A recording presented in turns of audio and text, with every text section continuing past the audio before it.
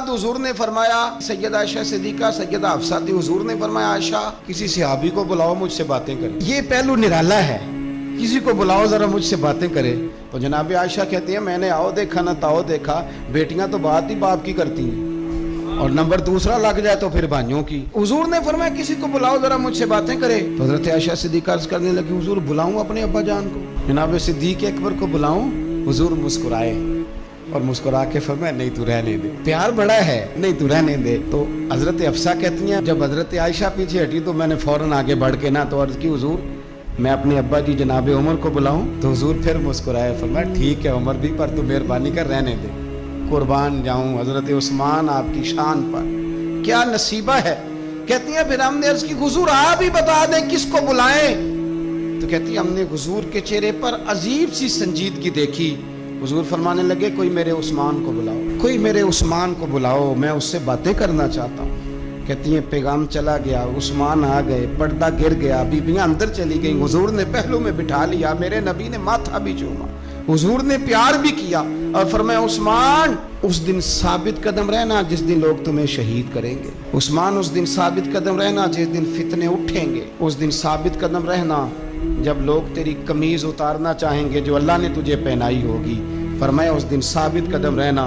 حضرت سیدنا عثمان غنی نے آنکھ اٹھائی، ہلکے سے آنسو چمکے، عرض کی حضور آپ دعا کر دینا اللہ عثمان کی مدد فرما دے گا۔ اور یار اس کیفیت کو سمجھو، اتنا میٹھا بندہ، حضرت عثمان غنی بالکل نرم مزاج آدمی تھے، ٹھنڈی طبیعت کے تھے، لیکن حضرت عائشہ کہتی ہیں حضور لیٹے ہوئے تھے تو ذرا پنڈلی سے نا تامت مبارک کٹی ہوئی تھی، یہ بخاری مسلم ہے۔ حضرت ابو بکر آئے تو حضور لیٹے رہے، بات چیت ہوتی رہی، جناب عمر آئے لیٹے رہے، بات ہوتی رہی، کسی نے کہا حضور عثمان آ گئے، حضور اٹھے، تامت سیدھی کی، حالانکہ بندہ نرم مزاج ہے سب سے، لوگ بیٹھے رہے، باتیں ہوئی، چلے گئے۔ سیدہ عائشہ صدیقہ کہتی میں نے کہا یا رسول اللہ میرے ابا جی بھی آئے، آپ لیٹے رہے، عمر بھی آئے، آپ نے عثمان کے آنے پر تو نے بڑا اہتمام کیا۔ تو حضور فرمانے لگے عائشہ اس سے حیا نہ کرو جس کی فرشتے بھی حیا کرتے ہیں، اور اس کی حیا نہ کرو جس کی فرشتے حیا کرے۔ وہ کتنا نالائق امتی ہے جو اس عثمان کی حیا نہ کرے، وہ کتنا نالائق ہے جو پھر اس عثمان غنی کی حیا نہ کرے۔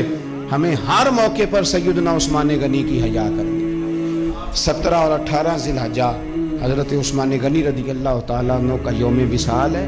18 ذی الحجہ کو آپ کو شہید کیا گیا تھا۔ قرآن پاک پڑھتے ہوئے حضرت عثمان غنی کی زندگی کے 3 پہلو بڑے نمایاں ہیں، 3 پہلو بڑے۔ ایک تو حضرت عثمان غنی رضی اللہ تعالیٰ عنہ بہت زیادہ سخاوت کرنے والے، میں نے جو لفظ کہے سوچ سمجھ کے کہے، یعنی زیادہ نہیں، بہت زیادہ سخاوت، بہت زیادہ سخاوت۔ اور دوسرا بہت زیادہ شرم و حیا والے، فرماتے تھے باتھ روم کے اندر بھی کپڑے اتار کے غسل نہیں کرتا، شرم و حیا والے تھے۔ اور تیسرا اللہ سے بہت زیادہ ڈرنے والے۔ یہ 3 خوبیاں اس مسلمان کے اندر پیدا ہو جاتی ہیں، وہ ایک خوبصورت مسلمان بن جاتا ہے۔ اللہ ہمیں ان کے رستوں کا مسافر بنائے۔